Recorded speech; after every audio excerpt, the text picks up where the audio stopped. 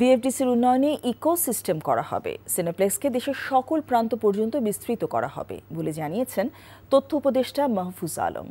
রাজধানীর তেজগাঁওয়ের এফডিসিতে তথ্য ও সম্প্রচার মন্ত্রণালয় আয়োজনে বাংলাদেশ চলচ্চিত্র উন্নয়ন কর্পোরেশন, বিএফডিসি সিনে আর্কাইভ, সংস্কারকৃত ডিজিটাল সাউন্ড রেকর্ডিং স্টুডিও এবং সংস্কারকৃত ঝর্ণা স্পট এবং বিজনেস অটোমেশন সার্ভিস উদ্বোধনের পর তিনি কথা জানান।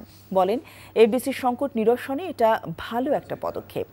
এ সময় তিনি আরও জানান, এফডিসিতে ইকোস্পেস করা হবে।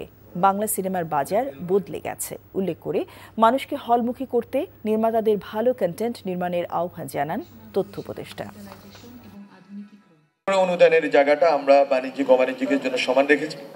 ভালো কন্টেন্ট এবং তরুণ নির্মাতা যদি আপনারা আসেন, এবং এইবারও আমরা অনুদানের ক্ষেত্রে আমরা যেটা চেষ্টা করেছি তরুণদেরকে দেওয়ার জন্য। আমি নিজেও যেহেতু এই প্রজন্মের, ফলে আমি যেটা চেষ্টা করেছি, এবং প্রথম যেই ফিল্মটা আপনার হবে, এই ফিল্মটা যখন সরকার আপনাকে নীতি সহযোগিতা করবে, আর্থিক সহযোগিতা করবে, তাহলে আপনি এই সাহসটুকু পাবেন যে আপনি একটা ভালো ফিল্ম বানাবেন।